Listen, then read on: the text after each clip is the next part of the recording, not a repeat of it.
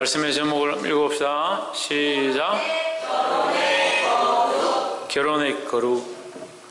결혼의 거룩성이다. 결혼이 거룩 인격체가 아니지만 하나님께서 선택하셔서 하나님의 명령을 따라 하게 하신 것이니까 결혼은 거룩한 것이다 라는 거죠. 그러니까 하나님 안에서 하고 하나님 안에서 이 법들과 이 규칙들을 잘 지켜나가면 거룩한 것인데, 그렇지 못하고 인간적으로 쓰게 되면 다 거룩하지 못한 것이 된다.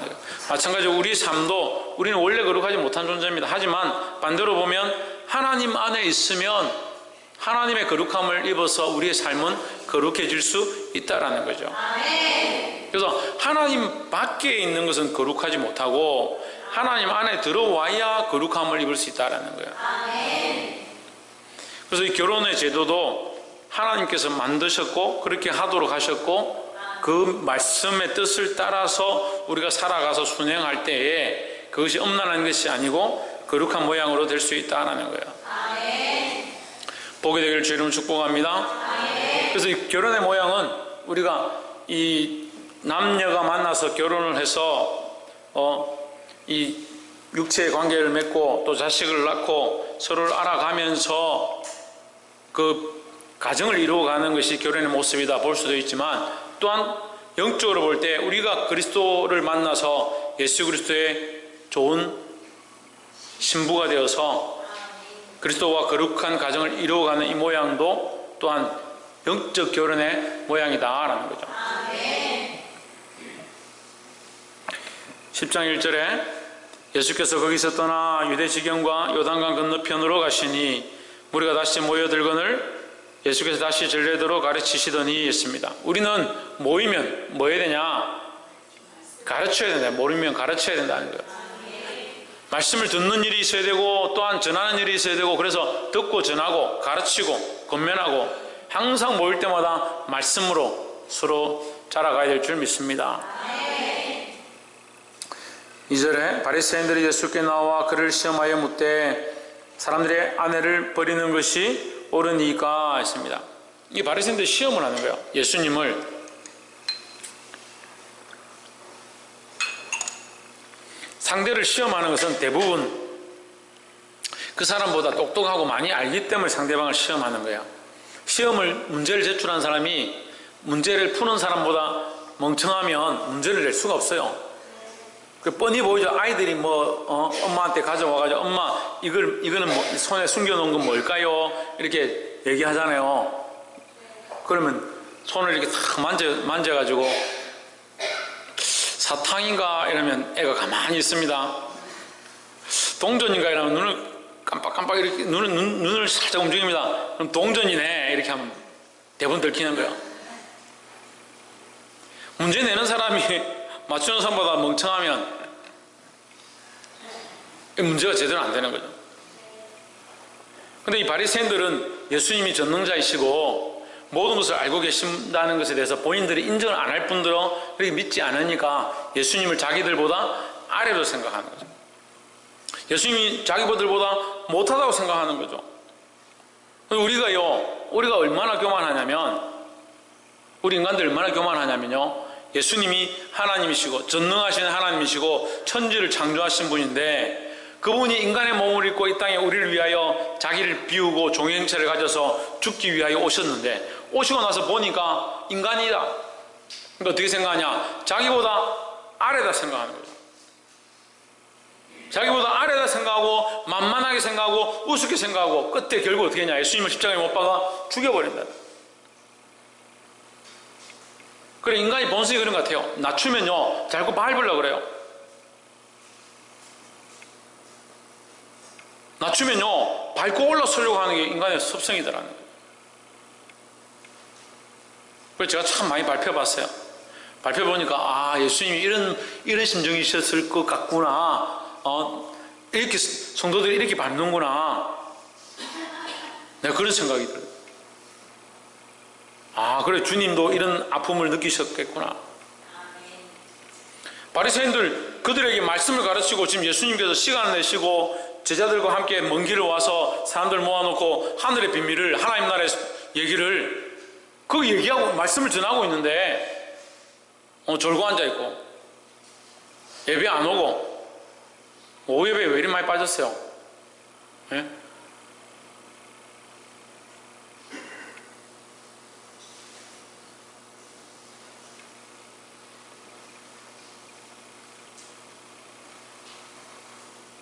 그러니 심지어는 어떻게 합니까? 예수님을 시험했다. 이만큼 멍청한 짓이 없는 거예요.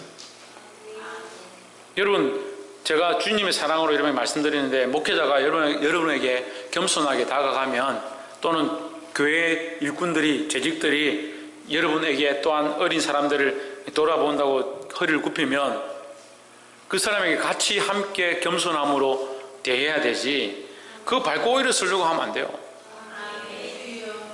여러분, 교사인데 아이들 가르친다고 합시다. 주일학교 아동부 유치부 아이들을 말씀으로 가르치고 아이들을 어쨌든 살리기 위해서 섬기고 맛있는 거 사와서 이렇게 봉사하는데 그걸 우습게 생각하는 아이들이 있어요. 요즘 아이들 얼마나 영악하나. 선생님들을 우습게 생각하는 거예요. 그걸 이용하려고 해요. 그럼 여러분 속으로 어떻게 생각하겠습니까? 뻔히 보이잖아요. 아이들이 만만하게 생각하고 선생님을 무시하고 우습게 보는 거 뻔히 보이잖아요. 그거 얼마나 속상하겠어요. 근데 우리가 자기는 그렇게 봐요. 자기의 삶에 누군가 자기를 무시한다는 건 너무 잘 느껴요. 거기는 얼마나 뛰어난지, 더듬이가 달린 것도 아니고 무슨 안테나 달린 것도 아니고 누가 자기를 무시한다는 건 말도 안 했는데도 분위기만 가지고도 알아요. 문만 탁 여는데 오늘 분위기가 영 쌀쌀하네 막. 그런 건 대부분 아는데 어떻게 자기에게 겸손함으로 오는 자들에 대하여 자기가 겸손하지 못하냐. 특별히 누구에게 대하여?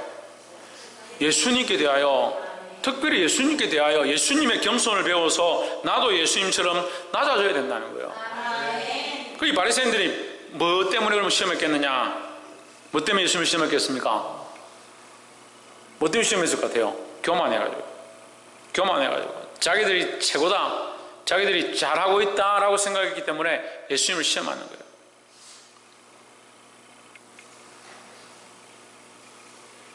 교만하지 않기를 주의 이름으로 축복합니다. 옆에 사람 보십시오. 교만하지 맙시다. 교만하지 않으려면 어떻게 하면 됩니까? 할렐루야. 우리 큰사랑교회 성도들은 정말 대단해요. 하나를 배우면 열을 알아요. 그 교만하지 않으면 어떻게 돼요? 겸손하면 되죠. 겸손하면. 그래, 겸손이 잘 안 되는 거예요. 그래, 시험했다. 예수님을 시험했습니다. 3절에 대답하여 이르되 모세가 어떻게 너에게 명하였느냐. 이 사람들이 모를 리가 없잖아요. 모세의 명령을, 율법을 모를 리가 없잖아요. 바리새인들인데, 율법사들인데, 성경을 아는 박사들인데 그들이 모를 리가 없잖아요. 아내하고 이혼하려면 내가 보내는 것이 어떻게 하는 게 옳습니까? 어떻게 하는 게 좋습니까? 사람이 아내를 내어버리는 것이 옳으니까 대답하여 이르시되 모세가 어떻게 너에게 명하였느냐? 이거 알고 있는 거죠. 모세의 명령을 너희가 알고 있다. 그런데 왜 나에게 묻느냐 이 말이에요. 그러니까 이혼하는 것 자체는 안 좋은 거죠. 그러니까 이혼하고 싶으면 이혼해라 이렇게 하면 예수님이 왜 이혼을 장려하냐 이렇게 할 거고, 이혼하지 마라 그러면 모세가 이혼 증서를 줘서 이혼하라 했는데 왜 이혼을 못하게 하느냐 이렇게 책 잡으려고 하는 거예요. 보통 시험할 때는 두 가지 다리를 거는 거예요. 4절에 이르되 모세는 이혼 증서를 써주어 내어버리기를 허락하였나이다 이 말을 하는 거죠. 모세는 이혼 증서를 써주어서 내어버리기를 허락하였다. 허락한 게 아니에요. 그럼 남자들은 좋아하겠죠. 이혼 서류만 하나 써놓으면 마음에 안 들면 그냥 맛있는 반찬 안 주고 이렇게 하면 딱 적어가지고 바로 이혼 증서 써가지고 도장 쾅 찍어가지고 얼마나 편해요. 저도 수십 번 바꿨을 거예요. 그러면 도장 찍고 바꾸기만 하면 되는데 뭐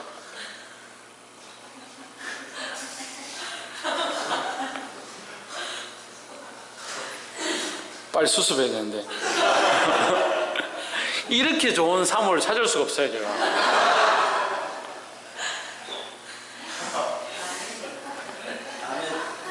이혼 정서를 써주어 내어버리기를 허락하였나이다. 허락하였다. 이것은 이혼 정서를 써서 내어보내라고 허락한 이것이 이혼을 허락한 게 아니라 너희가 부득불 이 아내가 음란했거나 또한 하지 말아야 될 짓을 했거나 가정한 짓을 했거나 했을 때에 그 아내를 내어보내야 한다면 제사장에게 가서 보이고 그것을 허락 정서를 받고 나서 너희가 내어보내라 이렇게 얘기한 거거든요. 그럼 따지고 보면요, 할 수 있으면 내어보내지 말라는 거죠. 너희가 부득불 그렇게 해야 된다 하면, 너희가 꼭 그렇게 해야 될 상황이라 한다 하면, 그래 쉽게 아무렇게나 쫓아내고 쉽게 아무렇게나 이혼하면 문제가 되니까 부득불 해야 될 때는 가서 허락을 받고 정서를 쓰고 그 이유를 적은 다음에 그렇게 해라 하는 절차를 만들어 준 거지. 그 절차를 하나님께서 절차와 법들을 율법을 통해서 만들어 주셨다고 해서 그걸 이혼을 허락하고 그렇게 장려하려고 하는 게 아니잖아요. 근데 인간은요, 꼭 자기 마음대로, 자기 편한 대로 쓰는 거죠. 자기 편한 대로. 왜 자기 편한 대로 쓸까요? 교만했어요. 교만해서 하나님의 마음을 알고 하나님의 뜻을 알고 하나님이 왜 이렇게 하셨는지 그걸 발견하면 오히려 더 조심해야 되는데, 이혼을 하고자 하는 생각들을 더 조심해야 되는데 자기들이 편한 대로 해석하는 거죠. 나는 저 여자 마음에 안 들어. 빨리 바꾸고 싶어. 저기 더 착하고 현모양처가 있어. 저 여자하고 빨리 바꿔야 되겠어. 그러면 자기들을 위해서 이혼 정서를 쓰는 거죠. 그럼 뭐가 돼요? 서류는 맞고 내용은 맞고 율법에 합당한 것처럼 보이지만 실제로는 그 속에 있는 하나님 뜻을 보지 못하는 거죠. 그래서 우리도 이 신약 시대도 마찬가지입니다. 우리가 이 말씀을 보고 있으면서 그 말씀에 깊이 있는 뜻은 모르고 글자 그대로 해석해서 글자 그대로만 자꾸 살려고 하면 이게 문제가 되는 거예요. 그래서 사랑하라. 내 이웃을 내 몸같이 사랑하라. 응? 자녀를 사랑하고 부모를 사랑하고 사랑하라 하니까 사랑하기는 하는 거예요. 그럼 뭘 못합니까? 책망을 못하는 거죠. 권면을 못하는 거죠. 또 반대로 권면하는 사람은 권면하고 책망을 하는 거 좋아합니다. 무조건 대놓고 뭐라 하고 야단치고 고쳐라. 똑바로 못하냐? 근데 뭐가 없습니까? 사랑이 없는 거죠. 자기 편한 대로 쓰면요, 얼마든지 한 부분만 쓸 수 있어요. 근데 그렇지 않다는 걸 알아야 되는 거예요. 하나님께서는 질서와 조화를 원하신다. 그 책망을 했으면 책망할 때 무슨 마음으로? 사랑하는 마음으로 책망할 수 있어야죠. 권면하고 징계할 때에 사랑하는 마음이 뜨거워서 이 영혼을 살리고자 하는 간절한 마음으로 책망해야 되지. 우리 수요일 말씀 나눌 때도 그랬습니다. 교회에서 징계를 하고 가급적이면 권면하고 좋게 해야 되지만 그렇게 안 될 때는 결국 징계를 해야 되는데, 징계하는 목적과 이유가 그 사람을 망하게 하고 끊어내려고 하는 것이 아니라 다시 구원의 자리에 들어가게 하기 위함이다. 그리고 하나님의 원래의 마음, 그 뜻을 알아야 된다는 거죠. 그 이혼을 시키려고 하는 게 아니라는 거죠. 4절에 이혼 정서를 써주어 내어버리기를 허락하였나이다. 그래, 이들의 생각은 뭐예요? 허락한 것에 대한 말을 하고 싶은 거죠. 하지만 5절에 예수께서 저에게 이르시되 너희 마음의 완악함을 인하여 이 명령을 기록하였거니와 하십니다. 그러니까 너희가 완악하다, 너희가 이혼하고 싶고 너희가 간음하고 싶고 너희가 음란하고 싶고 너희가 즐기고 싶고 너희가 세상 사람들과 똑같이 살고 싶은 그것 때문에 이렇게 행동하는 거 아니냐. 그것이라도 막기 위하여 하지 마라. 될 수 있으면 하지 말고, 정할 수 없을 때는 이렇게 이혼 정서를 써서 이렇게 해라 라고 기록한 것인데, 한번 찾아봅시다. 신명기 24장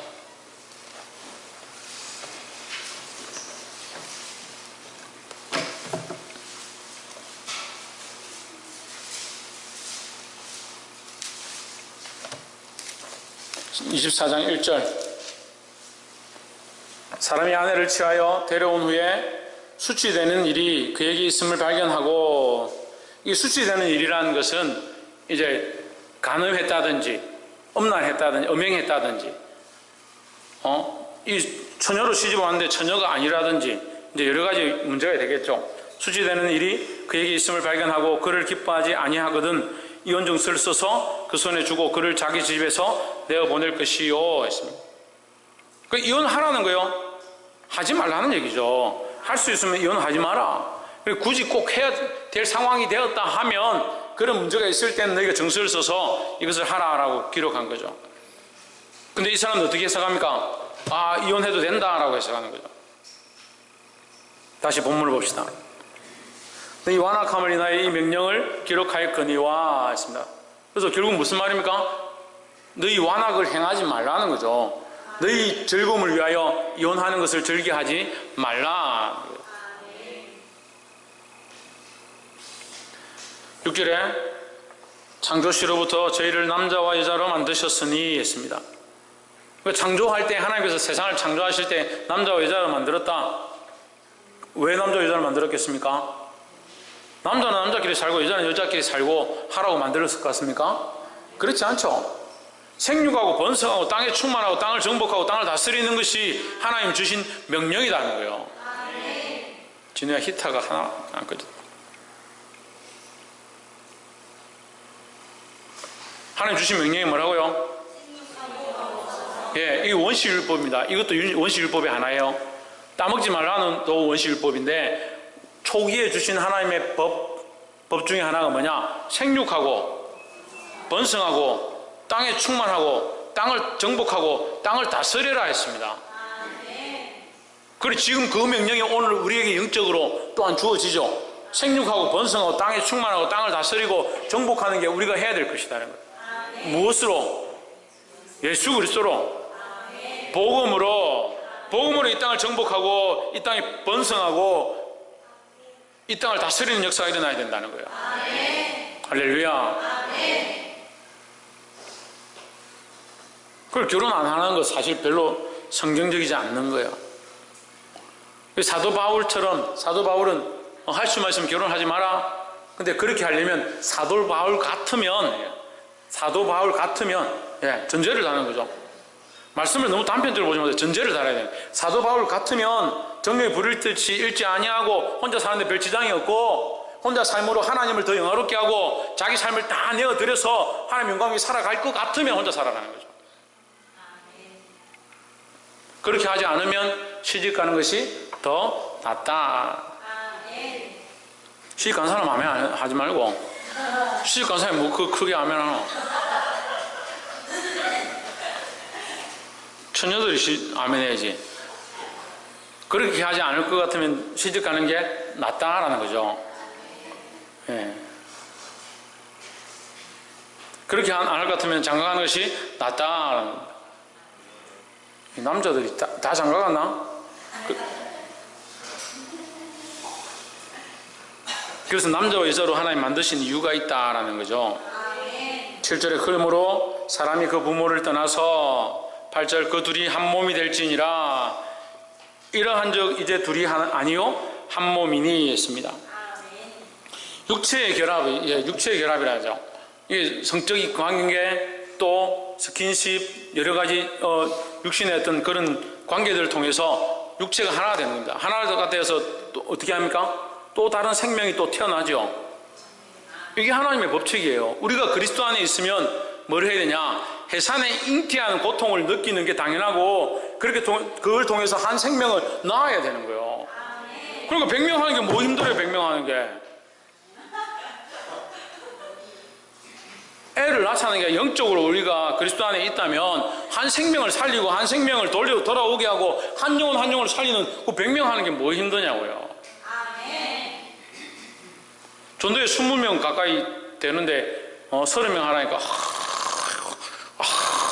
이러고 청년에 한 20명 가까이 되는데 30명 하자니까 이렇게 하고 아동부 한 20명 되는데 30명 하자니까 이러고 그리스도 안에 한 몸 되어서 영혼을 살리고 낳는 것이 우리가 해야 될 일이라는 거예요. 그 교회가 살아있다면 생명 낳는 일을 하는 것이 교회의 사명이라는 거예요. 9절에 그러므로 하나님이 짝지어 주신 것을 사람이 나누지 못할지니라 했습니다. 이 두 가지 의미죠. 실제로 사람이 하나님께서 짝지어 주신 그 부분은 인간이 나누는 법 앞에 있지 않다는 거예요. 하나님 앞에서 서약했으니까 하나님 앞에서 맹세되어진 그 부부이기 때문에 사람이 나눌 수 없다. 또한 영적으로 우리가 그리스도와 결혼한 관계에 있으면 생명이나 사망이나 죽음이나 천사나 그 어떠한 피조물이라도 우리를 하나님의 사랑에서 끊을 수 없다는 거예요. 이 영적 의미와 육적인 의미 두 가지가 다 있다는 거예요. 10절에 집에서 제자들이 다시 이를 묻자온데 제자들이 왜 물었겠습니까? 이해를 못한 게 아니라 이 다른 성경에 있어요. 자기들도 당연히 그런 줄 알고 좀 마음에 드는 여자하고 결혼해 살다가 마음에 안 들면 이혼 정서 쓰고 하려고 그런 생각이 있었고 그러게 간섭이고 그런 분위기인데 여자들을 워낙 하찮게 여기니까요. 이 시대가 지금 우리나라는 굉장히 이게 그 여성 상위가 되어가서 이게 좋은 거죠. 불과 15년 20년 전만 해도 직장에서 여자들은 굉장히 우스운 상대였습니다. 여자들은 너무 우습게 생각해요. 지금은 이제 그때 있었던 일들이 오히려 문제가 되고 사회적인 미투 운동이니 뭐니 하면서 일어나고 있는데 결국 여자를 무시하고 우습게 생각하는 문제들이다. 이 시대도 그랬어요. 여자들을 숫자에도 안 세는 거죠. 떡 5,000명 먹었다는데 여자들은 안 세는 거죠. 누가 낳고 하는데 여자들은 다 빼버리는 거예요.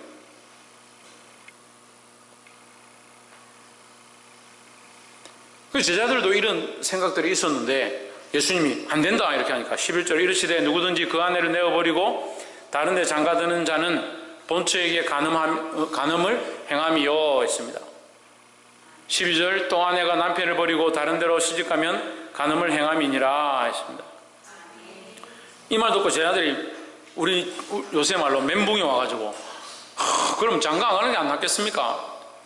그렇게 돼 있어요. 다른 본문에 장가 안 가는 게 낫겠다고 했어요. 그만큼 사회 분위기가 이 결혼에 대한 거룩성을 잃어버린 시대입니다. 우리는 결혼에 대한 거룩성을 회복해야 하고 또한 이 땅에 살면서 결혼을 빨리 하고자 힘써야 하고 영적으로도 그리스도 안에 그리스도와 연합되어진 이 영적 결혼 관계를 깨어지지 않도록 힘써야 된다는 거예요. 13절 사람들이 예수의 만져주심을 바라고 어린아이들을 데리고 오매 제자들이 꾸짖거늘 14절 예수께서 보시고 본이 여기에 이르시되 어린아이들의 내게 오는 것을 용납하고 금하지 말라 하나님의 나라가 이런 자의 것이니라 했습니다. 하나님 나라가 누구의 것이다? 어린아이 같은 자의 것이다 라는 겁니다. 그리고 이걸 어린아이 같은 자라 해가지고 어린아이로 해석하면 안 됩니다. 그럼 어린아이는 하나님 나라 거고 하나님 나라가 어린아이 거고 어른들은요 천국 못 가는 거예요. 어린아이 같으면 같으면 어린아이 같다는 것은 15절에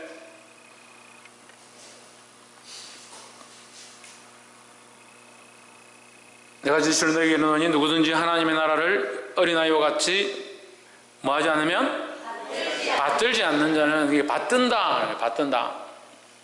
이 받든다라는 이 우리 한국 언어가 이 국어가 굉장히 어려운데 받든다는 것은 공경하고 높인다라는 거죠. 네, 공경하고 높인다. 높이 생각한다. 하나님 나라를 공경하고 하나님 나라를 높이 받들고 높이 생각하고 이렇게 해야 되는 거예요. 그 하나님 나라가 정말 귀하고 그 하나님 나라를 사모함에 있어서 하나님 나라를 높이 생각해야 되는데 하나님 나라 가거나 말거나 뭐 있으면 가는 거고 없으면 안 가는 거고. 어제 전도하면서 니 그렇게 하면 지옥 간다 누가 그랬어요. 그렇게 하니까 걔가 죽어봐야 알지.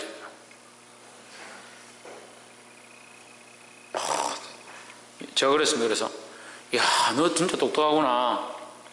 그래 똑똑한 애가 이렇게 버르장머리 없이 말하냐 내가 그랬어요. 죽어봐야 알 정도로 지가 그런 생각을 했다 하면 지금 삶은 그래도 지가 어떻게 하든 믿든 안 믿든 사후에 어떤 세계가 있다는 걸 자기가 알고 있다는 걸 지각하고 있다는 거죠. 그러면 지금 말하는 태도는 그런 거 관계없는 행동을 하는 거잖아요. 제가 그렇게 얘기를 했어요. 이거 막 고민하더라고요. 아무 생각 없이 이렇게 내뱉었는데 제가 막 설명하고 나니까 저는 고민이 막 되는 거예요. 근데 걔가 어린아이였어요. 요즘 어린아이들이 보통이 아니에요. 그러니까 우리는 어떻게 해야 됩니까? 예? 지혜로, 할렐루야. 이렇게 큰 사람이 왜 진짜 대단합니다. 뱀처럼 지혜롭고 비둘기처럼 순결해야 된다는 거예요. 다시 말하면 그리스도처럼 지혜롭고 어린아이처럼 순진해야 된다는 거예요. 그리스도의 그 지혜를 배워 알고 그건 어떻게 합니까? 우리의 능력으로 안 되니까 성령의 도심을 입어야 된다. 그래서 날마다 기도할 때마다 옆에서 한번 보시죠. 날마다 기도할 때마다 성령의 인도하심을 구합시다. 날마다 기도할 때마다 사모하는 마음으로 성령의 조명하심과 인도하심을 구해야 되는 거예요. 사람의 지혜로는 안 된다. 사람의 지혜는. 그래서 어린아이같이, 이 본문에 나와 있는 어린아이같이 순결하고 순수한 마음으로 하나님 나라를 받드는 자가 되어야 한다라는 거예요. 그리고 너무 귀하고 존귀한 줄 아니까 하나님 나라를 받드는 거죠. 16절, 그 어린아이들을 안고 저희 위에 안수하시고 축복하시니라 했습니다. 말씀 맺겠습니다. 어린아이들을 안고 축복하셨는데 제자들에게는 귀찮은 존재였습니다. 그런데 말씀은 뭐라고 하냐? 어린아이들을 가르쳐야 된다. 예수님은 어린아이들을 배척하지 않았습니다. 그들에게 안수하고 기도했습니다. 그 말은 이 아이들이 그 순수함을 가지고 말씀 안에 바로 자라가길 원하셨다는 거죠. 우리도 어떻게 해야 되냐? 말씀으로 바로 가르치는 것이 필요하다는 거예요. 아이들의 성격은 3세에서 형성된다. 3세까지 형성된다 했습니다. 아이들에게 교육은 7세까지 하면 된대요.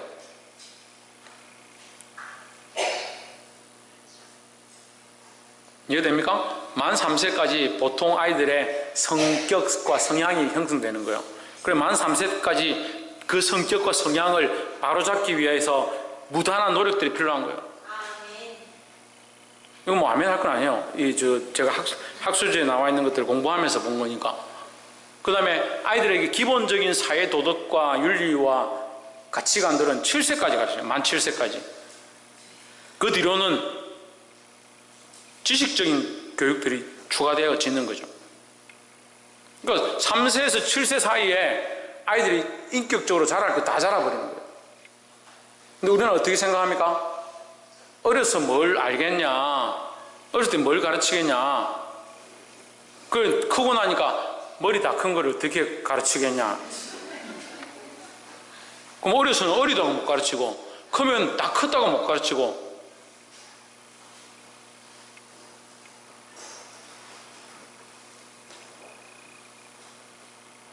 누구에게 맡겨야 된다? 하나님께 맡겨야 된다. 13절에 뭐라고 합니까? 예수의 만져주심을 바라고 했습니다. 우리는 예수님께 맡겨야 하는 거예요.